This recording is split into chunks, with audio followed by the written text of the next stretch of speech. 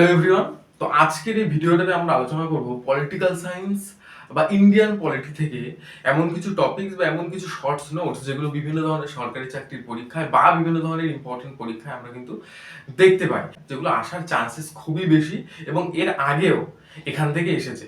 এই পলিটিক্যাল সায়েন্সের বা ইন্ডিয়ান পলিটির মধ্যে এমন কিছু টপিক আজকে আমি এখানে নিয়ে এসেছি যেগুলো ইন ফিউচারে আসার চান্সেস খুবই রয়েছে এবং এগুলো এতটাই ইম্পর্টেন্ট। আমরা এর আগেও দেখেছি যে বিভিন্ন ধরনের চাকরির পরীক্ষায় এই ধরনের কোশ্চেনগুলো বা এই ধরনের খুবই লিমিটেড কোশ্চেনগুলো এসছে। তো দেখিনি কোন কোনগুলো ইম্পর্টেন্ট রয়েছে পলিটিক্সের ক্ষেত্রে। তো সবার প্রথমে আমরা যদি দেখি সবার প্রথমে দেখি সোশ্যালিস্ট, সেকুলার, ইন্টিগ্রিটি। এগুলো হচ্ছে তিনটি শব্দ সোশ্যালিস্ট, সেকুলার, ইন্টিগ্রিটি, যেগুলো যুক্ত হয় 42 অ্যামেন্ডমেন্ট অ্যাক্ট বা 42 সংবিধান সংশোধনের মাধ্যমে। কত সালে? 1976 এই যে ছোট ছোট এই যে টপিকগুলো রয়েছে এগুলো এত ইম্পর্টেন্ট, এগুলো খুঁটিনাটি মুখস্থ করা দরকার বা একদম নখদর্পণে রাখা দরকার, যেগুলো আসলেই এক চান্সে অ্যান্সার করা যায়। এবং প্রত্যেকটা জিনিস ইম্পর্টেন্ট। সোশ্যালিস্ট, সেকুলার, ইন্টিগ্রিটি এগুলো যুক্ত হয় 42 অ্যামেন্ডমেন্ট অ্যাক্টের মাধ্যমে। 42 অ্যামেন্ডমেন্ট অ্যাক্টটা কি?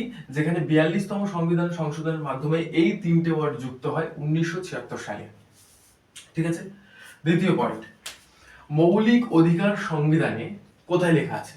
মৌলিক অধিকার সংবিধানের সংবিধানের পার্ট 3 এবং আর্টিকেল 12 থেকে 35। আর্টিকেল কত? 12 থেকে 35। মানে মৌলিক অধিকার সংবিধানের পার্ট 3 আর্টিকেলের 12 থেকে 35 আর্টিকেল আমরা মৌলিক অধিকার দেখতে পাই। তাহলে মৌলিক অধিকার কোন পার্টে আছে? তাহলে মৌলিক অধিকার সংবিধানের কোন পার্টে আছে? পার্ট 3 এবং আর্টিকেল 12 টু 35 আমরা দেখতে পাই। 3 নম্বর পয়েন্ট, প্রথমে 7টা মৌলিক অধিকার ছিল। হ্যাঁ, প্রথমে 7টা মৌলিক অধিকার ছিল, পরে বা 44 অ্যামেন্ডমেন্ট অ্যাক্টের মাধ্যমে 1978 সেটা 7 থেকে কমে 6 হয়। ঠিক আছে।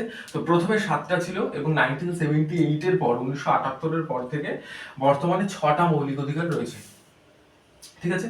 কেন 6টা? আগে 7টা ছিল, এখন কেন 6টা হয়ে গেছে? কোনটা বাদ গেছে? এটা ভেরি ইম্পর্টেন্ট, যে কোনটা বাদ গেছে, আগে কটা ছিল এবং বর্তমানে কটা আছে। দাদা, আর্টিকেল 31 যেটা আছে, আমি আগেই বলেছিলাম মৌলিক অধিকার সংবিধানের 12 থেকে 35 নম্বর ধারার মধ্যে রয়েছে, আর্টিকেলের মধ্যে। এবং আর্টিকেল 31 যেই মৌলিক অধিকারটা ছিল, যখন 7টা মৌলিক অধিকার ছিল, সেটা ছিল সম্পত্তির অধিকার। কি ছিল? সম্পত্তির অধিকার। আগে 7টা মৌলিক অধিকার ছিল, যেটার মধ্যে ছিল একটা সম্পত্তির অধিকার, যেটা বাতিল হয়ে যায় 44 অ্যামেন্ডমেন্ট অ্যাক্ট বা 44তম সংবিধান সংশোধনের মাধ্যমে 1978 সালে। সেটা মানে এই সম্পত্তির অধিকারটাকে মৌলিক অধিকার থেকে বার করে দেওয়া হয় 44তম সংবিধান সংশোধনের মাধ্যমে 1978 সালে, যেটা এখন একটা লিগ্যাল রাইট বা একটা আইনত অধিকার, যেটা এখন আর কোনো মৌলিক অধিকার নেই। তাই বর্তমানে এখন 6টা মৌলিক অধিকার রয়েছে। আচ্ছা, রিট জিনিসটা কি? বর্তমানে 6টা আছে।